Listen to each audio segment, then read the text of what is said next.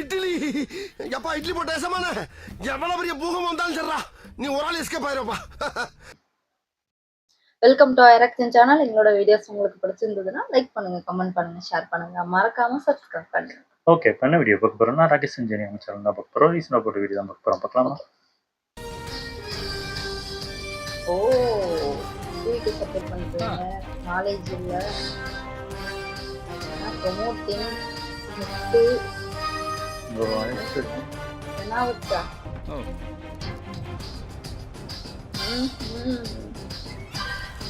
சரி.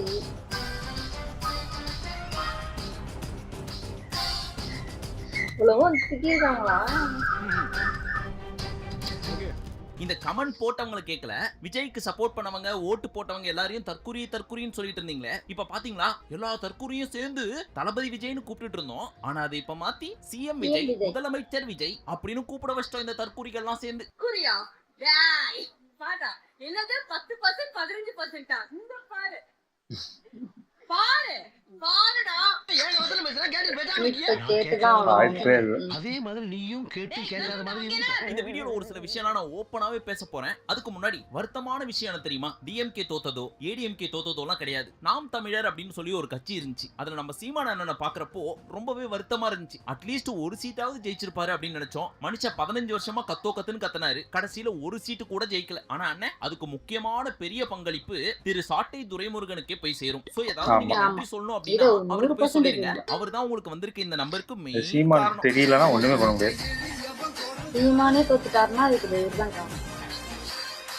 சாடா பேசுன கொஞ்சம் நஞ்சம் பேச்சாடா மன்னாதி பரம்பரை விஜய் வைக்கிற இடத்துல நிப்பாருனாரு.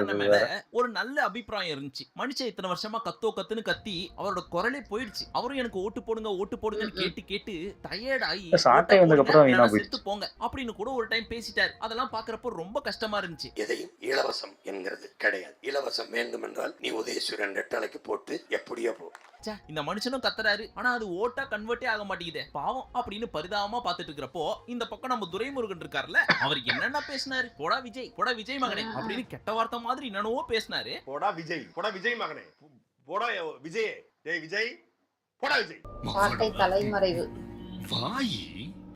இதெல்லாம் எதுக்கு இல்ல எதுக்குன்ற ஒரு வேலை இவர் கட்சியில இருந்து தூக்கி இருந்தீங்கன்னு வச்சுங்க, ஒரு சில தொகுதியில கண்டிப்பா ஜெயிச்ச மாதிரி. ஆனா இந்த தடவை இந்த அளவுக்கு வாஷ் அவுட் ஆகிறதுக்கு மெயின் காரணம் நம்ம தலைவர் சாட்டை துரைமுருகன் தான். அவருக்கு ஒரு மிகப்பெரிய பாராட்டுக்கள். என்னடா போட்டா வச்சிருக்கீங்க? எல்லாம் ஒன்னாலதான். அப்பா கொண்டு போய் செய்ய வேண்டியதெல்லாம் செஞ்சாச்சு. கொண்டு போயிட்டீங்களா? பாட ரெடியா ஆச்சுங்க, சீக்கிரம் தாச்சி. எல்லாம் அழுது நாக்கு வறண்டு கிடக்கு, காபி போட்டு கொடுங்க. சரி, இப்ப மெயின் மேட்டருக்கு வருவோம். எந்த அளவுக்கு விஜய் கான்ஃபிடென்ட்டா இருந்திருந்தாருன்னா, கோட் படத்துல காரோட நம்பர் பிளேட் சிஎம் 2026 அது ஒரு தைரியம். இன்னைக்கு காலைல எந்திரிச்ச உடனே நியூஸ பார்த்த உடனே கீழ இருக்கிற நம்பரை பார்த்து பயங்கர ஷாக் ஆயிடுச்சு. என் கண்ணுல இருந்து தண்ணியும் வர ஆரம்பிக்குது. அது சத்தியமா ஏன்னு தெரியல. அதுக்கப்புறம் திரும்பி இந்த பக்கம் போய் பாக்குறேன், யாரெல்லாம் விஜய் வரணும் அப்படின்னு எதிர்பார்த்தாங்களோ அவங்களும் ஆனந்த கண்ணீர் விட்டுட்டு இருக்காங்க.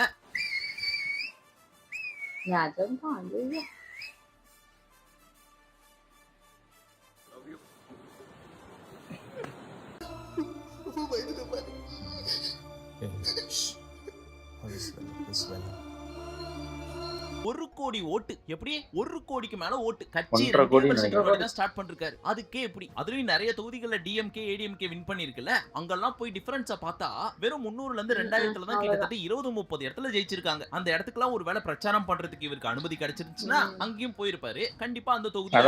ஆனா நமக்கு தான் வாய்ப்பு மறுக்கப்பட்டதே, பர்மிஷனும் கிடைக்கல. இல்லன்னா இப்ப கரண்டா நான் பாத்துட்டு இருக்கிறப்போ 110 தொகுதியில ஜெயிச்சிருக்காரு தனியாளா, எந்த கூட்டணியும் இல்லாம. ஆனா ஏடிஎம்கேவும் சரி டிஎம்கேவும் சரி 10க்கும் மேற்பட்ட கட்சியோட அலையன்ஸ் வச்சு 70 கூட தாண்டல. பேச்சாடா பேசுன, கொஞ்சம் நஞ்சம் பேச்சா பேசுன. மன்னர் பரம்பரை, மண்ணாங்கட்டி பரம்பரை, நீயே இப்ப மாவு கட்டு பரம்பரை ஆகிட்டாங்க. அங்க பாரு. ஸ்டார்டிங் எடப்பாடி தான் ரெண்டாவதுல இருக்காரு.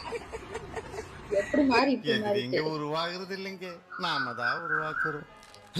இது சாதாரண வெற்றி எல்லாம் கிடையாது, இமாலய வெற்றி. இந்த வீடியோ நான் பேசுறப்ப ரிசல்ட் இன்னும் கம்ப்ளீட்டா வந்து முடிக்கல. இப்போ நான் பார்த்த வரைக்கும் 110 111 மாறி மாறி வந்துட்டு இருக்கு. எப்படியும் ஆட்சியை பிடிக்க போறது டிவிகே தான் தெரிஞ்சு போச்சு. மெஜாரிட்டியே 118ல ஜெயிச்சிருந்தா கெத்தா போய் உட்காரலாம். இப்போயும் ஒண்ணும் கிடையாது. எப்படியும் ஒரு சில எம்எல்ஏஸ் எல்லாம் வருவாங்க அதை ஃபில் அப் பண்றதுக்கு. அத பத்தி போட்டி ரெண்டே பேருக்கு தான். எல்லாரும் நினைச்சிட்டு இருக்காங்க வர மாட்டாங்க. ஏடிஎம்கே யாரும் அப்போசிஷன் அப்படின்றதுல போட்டி போயிட்டு இருக்கு. ஒத்த கட்சியில உட்கார்ந்துட்டு யாரு வராம இருக்கு. ஆனா படுபாவிங்க இப்படி ஏமாத்தி போட்டாங்களே. என்னங்க ஆமா சொல்ல போனா ஏடிஎம்கே டிஎம்கே தான் போட்டி போட்டுருக்காங்க. இவர் தனியா போய் மேல உட்கார்ந்து சும்மா அதிரதுல. ஆனா டிவிகேக்கு ஓட் பண்ணவங்க ஒரு சில சிச்சுவேஷனால பண்ணணும்னு நினைச்சும் பண்ண முடியாம போனவங்க, டிவிகே ஜெயிக்கணும்னு நினைச்சவங்க எல்லாருமே ப்ரௌடா ஃபீல் பண்ணுங்க. ஏன் அப்படின்னு சொல்றேன்னா டிவிகே சைடுல இருந்து காசும் கொடுக்கல, கள்ள ஓட்டும் போடல. அதுக்கே 110 111 போயிட்டு இருக்கே. ஒருவேளை இந்த கள்ள ஓட்டு எல்லாம் ஊஞ்சி தெரியுமா, அதெல்லாம் விழாம இருந்து 100% ரியல் வோட்டர்ஸ் மட்டும் ஓட்டு போட்ட லிஸ்ட் ஓட்டிங்மே நிறைய போட்டுருந்தாங்க. 111 குறைஞ்சது ஒரு 140ல இருந்து 150 அடிச்சிருக்கும் டிவிகே. அவர் எங்கம்மா நிறைய பேர் வரலையே பஸ் இல்லாம. உன்னை கஷ்டப்பட்டு பெத்து வளர்த்து படிக்க வச்ச இந்த அப்பா உனக்கு தெரியல. ஏன்னா நிறைய தொகுதியில பாத்தீங்கன்னு வச்சுக்கோங்களேன், ஏற்கனவே சொன்ன மாதிரி ரொம்ப க்ளோஸ்ல தான் ஜெயிச்சிருக்காங்க மத்த கட்சிகள்லாம். பட் இங்க எந்த கட்சியும் குறிப்பிட்டு அந்த மாதிரி ஓட்டு போட்டாங்கன்னு நாங்க சொல்லல. யாரு போட்டாங்களோ அவங்களுக்கு மட்டும் சொல்றேன். இவர்தான் இவருக்கு இதான் ஏன்னா போடலன்னு கண்டிப்பா சொல்ல முடியாது. ஏன்னா லைவா நாங்களே நிறைய வீடியோஸ் பார்த்தோம். கிட்டத்தட்ட ராகேஷ் ஜெனில ஒரு 21 மினிட்ஸ் வீடியோவே போட்டிருப்போம். அதுல போய் பாருங்க எத்தனை பேர் என்னென்னலாம் பண்ணிருக்காங்க. இல்லீகலா சொல்லக்கூடாத நிறைய விஷயங்கள்லாம் பண்ணி கள்ள ஓட்டு, பூத் ஏஜென்ட், எலெக்ஷன் கமிஷன் ஒரு சில விஷயங்கள்லாம் நடந்து திருச்சியிலமே ஏதோ பண்ணிருக்காங்க. திருச்சியிலே விஜய் முந்தவே இல்ல, லேட்டா தான முந்த ஆரம்பிச்சாரு. கள்ள ஓட்டு டிவிகே சைடுல இருந்து விழவே இல்ல. விழுந்த அத்தனை ஓட்டுமே உண்மையா ஒரு மாற்றம் வேணும், விஜய் சிஎம் ஆகணும், எங்களுக்கு ஒரு நல்லது நடக்கும் அப்படின்னு நம்பினவங்க மட்டும் தான். சோ அந்த வகையில டிவிகேக்கு ஓட்டு போட்ட எல்லாருமே ப்ரௌடா ஃபீல் பண்ணுங்க. ஓட்டு போட முடியாதவங்க உங்க சார்பா ஓட்டு போட்டவங்களுக்கு தேங்க்ஸ் சொல்லிருங்க.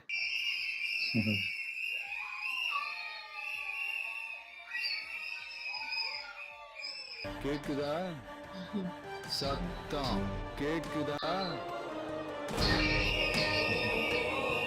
ஏன்னா இந்த ஃபேக் ஓட்லாம் போட்டிருக்காங்க தெரியுமா, அப்படி போட்டே இத்தனை வந்திருக்கு. இப்ப சொல்லுங்க இது சாதாரணமான விஷயமா? இந்த பக்கம் நம்ம த்ரிஷாக்கா திருப்பதிக்கு போய் சாமி கும்பிட்டு காலங்காத்தாலே தலைவரை பாக்கிறதுக்கு கிளம்பி வந்திருக்காங்க. ஏன்னா அவங்களுக்கு வேற இன்னைக்கு பிறந்த நாள். இன்னைக்கு பார்த்து இப்ப ஏற்பட்ட ஒரு நியூஸ். ஆனா இதுலதான் ஒரு சின்ன வருத்தம். அவங்களுக்கு பதிலா சங்கீதா மேடம் வந்திருந்தாங்கன்னு வச்சுக்கோங்களேன், இன்னும் ஹாப்பியா ஃபீல் ஆயிருந்திருக்கும். சரி அந்த டாபிக் குள்ள போவேன்.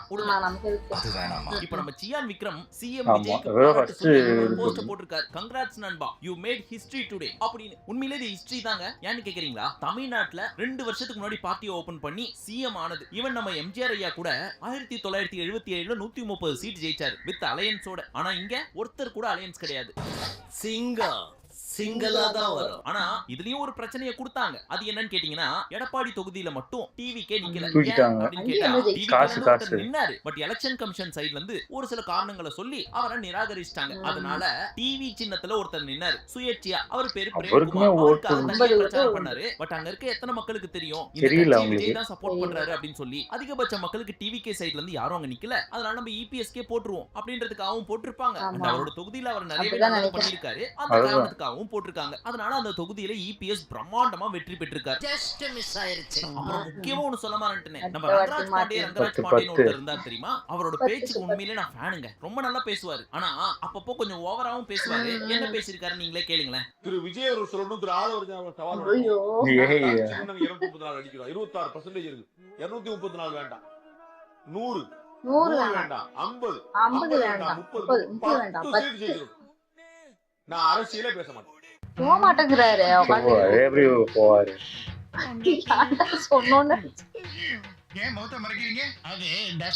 இருந்தாலும் கொஞ்சம் பேசுறதுக்கு முன்னாடி யோசிச்சு பேசிருக்கலாம். இவர் மட்டும் கிடையாது, நம்ம கருணாஸ்னு ஒரு ஆக்டர் இருக்காரு தெரியுமா, அவரும் ஒரு சில விஷயங்கள் பேசியிருக்காரு. அதையும் கொஞ்சம் கேளுங்க. விஜய்ங்கிறவர் ஒரு இடத்துல வருவாரு, 4 இடத்துல வருவாரு, 8 இடத்துல வருவாரு, 10ல இருந்து 15க்குள்ள வருவாருன்னு சொல்லிட்டே இருந்தாங்க இந்த 1.5 மணி நேரமா. பொறுமையே பெருமை. திடீர்னு பார்த்தீங்கன்னா அதுக்குள்ள ஒரு லாஸ்ட் ஒரு 1/2 அன் ஹவர்ல ஒரு 2 நிறுவனம் வருது. அந்த 2 நிறுவனம் என்ன சொல்லுது, அவர் தான் முதலமைச்சர். இப்ப இது எவ்வளவு பெரிய காமெடின்னு மக்களுக்கு தெரிஞ்சிருச்சுல. தோண்டார்ல சிவகங்கையில அப்ப தெரிஞ்சிருக்கும் காமெடினா ஜெயிச்சிருந்தாதான் அதிர்ஷ்டமா காமெடி என்ன தெரியுமா, அந்த நியூஸ் சேனல் பண்றது யூசுவலாவே இந்த கவுண்டிங் டைம்ல அனிமேட்டடா காமிப்பாங்க. அந்த கட்சி தலைவர்களோட ஃபேஸஸ் கபடி இத போட்டுறாங்க. நிறைய இது போட்டுறாங்க. என்ன பண்ணி வச்சிருக்காங்கன்னு கொஞ்சம் நீங்களே பாத்துட்டு வாங்களேன். டான்ஸ் ஆடுறாங்க, பிளாஸ்ட் பாட்டு காட்டுறது. இன்னொன்று யார் ஜெயிக்க முன்னிலையில் இருக்காங்களோ அவங்க சிரிக்கிற மாதிரி இன்னொருத்தவங்க அழுற மாதிரி போட்டுருக்காங்க.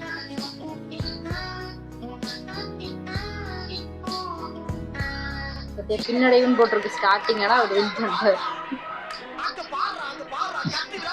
சரி, இன்னும் நிறைய பேச வேண்டி இருக்கு, அதெல்லாம் அடுத்தடுத்த பார்ட்ல பேசுவோம். பட் இந்த வீடியோல நிறைய ஓப்பனா பேச போறேன் அப்படின்னு சொன்னீங்க. அதெல்லாம் என்னென்னு கேட்டீங்கன்னா, ஆரம்பத்துல இருந்து விஜய் சப்போர்ட்டர் தற்குறி அப்படின்ற மாதிரி நிறைய கமெண்ட்ஸ் எனக்கு கீழே வந்திருக்கு, நானும் படிச்சிருக்கேன். பட் அதுக்கெல்லாம் பதில் கொடுக்குற மாதிரி இன்னைக்கு இவர் ஜெயிச்சு சிஎம்ஓ ஆயிட்டாரு. சோ இது அவருக்கு கிடைச்ச வெற்றி மட்டும் கிடையாது, என்ன மாதிரி விஜய்க்கு சப்போர்ட் பண்ற நிறைய பேருக்கு கிடைச்ச ஒரு வெற்றி.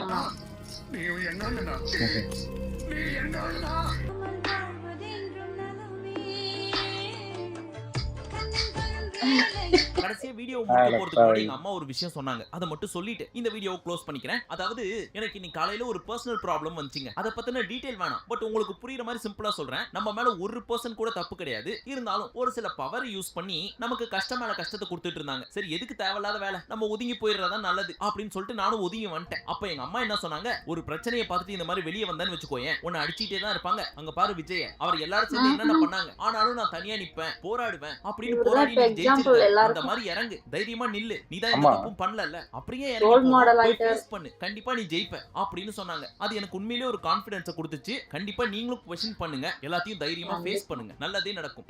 நல்லா இருக்கும், நல்லா இருக்கும். இந்த வீடியோ என்ன பண்றது?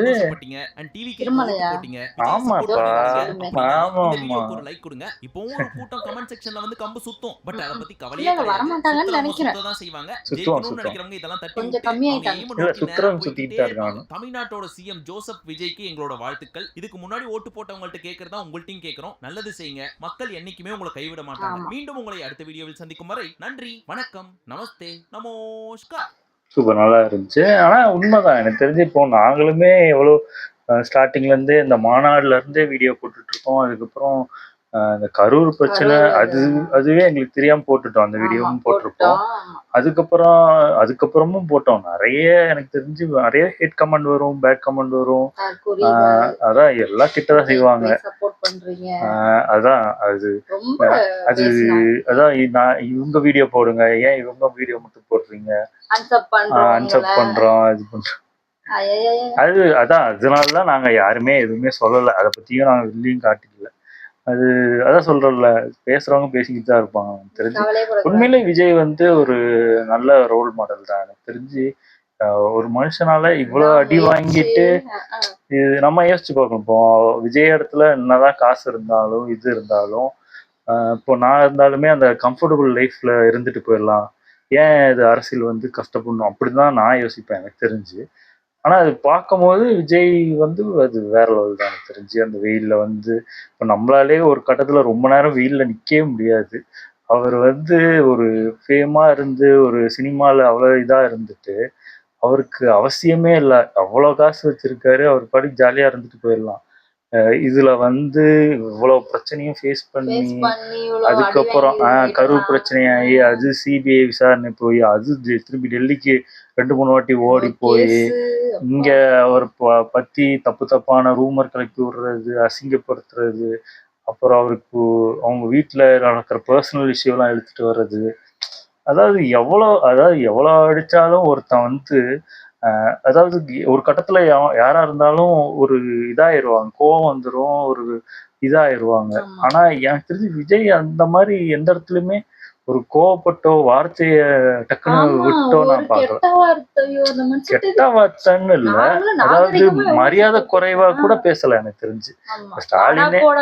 ஸ்டாலினே பாத்துக்கிட்டோங்கன்னா அங்கிள் தான் சொன்னாரு தவிர்த்து அதுவே தப்பான வார்த்தைன்னு அவங்க ப்ரொஜெக்ட் பண்ணாங்க. அங்கிள் தப்பான வார்த்தை சொல்றாங்க, சாருன்னு சொல்லக்கூடாது.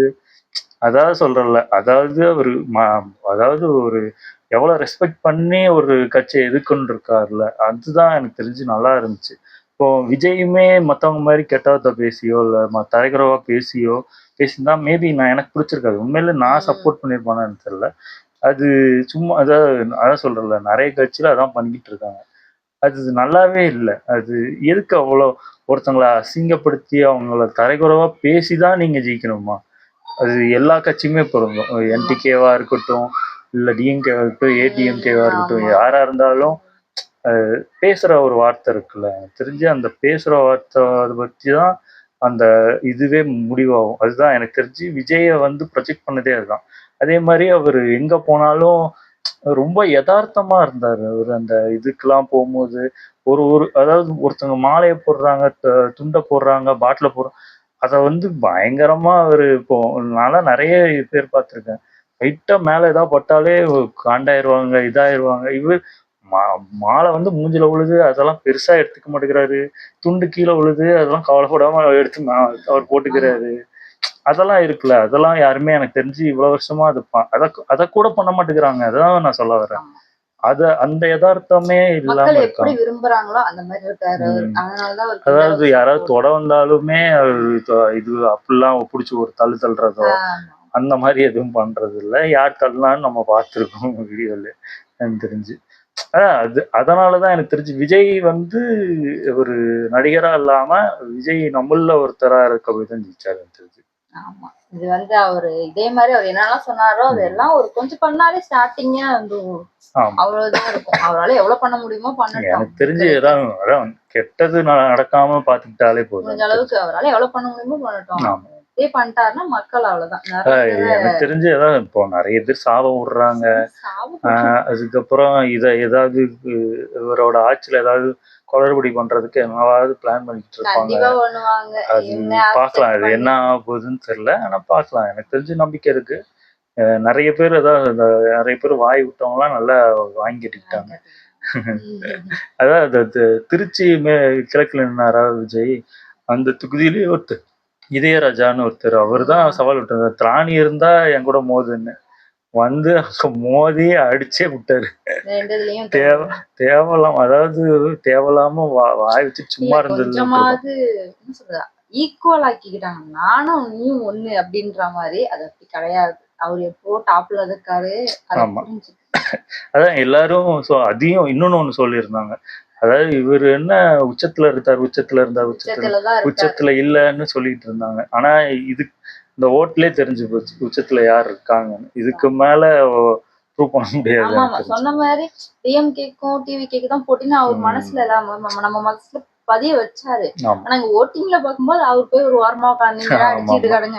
ஆமா, அது ஒரு கட்டத்துல ஸ்டார்டிங் பார்க்கும்போது ரொம்ப ஸ்லோவா தான் 1 2 1 2 3 4 5 6 இது அப்படின்னு தான் இருந்தது. ஆமா, நானும் ஒரு கட்டத்துல எக்ஸிட் போல் சொன்னதுதான் உண்மையும் அப்படின்னு ஒரு செகண்ட் நம்பினேன். அதுக்கப்புறம் தான் கொஞ்சம் கொஞ்சமா அப்புறம் பார்த்தா ஏடிஎம்கே டிஎம்கே அவங்களுக்கு தான் போட்டி செகண்ட் தேர்ட் அடிச்சுக்கிட்டு கிடக்க ஆரம்பிச்சிட்டாங்க. அவர் டாப்லயே தான் இருக்காரு. நல்லா இருந்துச்சு. பார்க்கலாம் எப்படி நடக்க போகுது. ஓகே, என் வீடியோஸ் உங்களுக்கு பிடிச்சிருந்தா லைக் பண்ணுங்க, ஷேர் பண்ணுங்க, கமெண்ட் பண்ணுங்க, மறக்காம சப்ஸ்கிரைப் பண்ணுங்க. நல்லா இருக்கும்.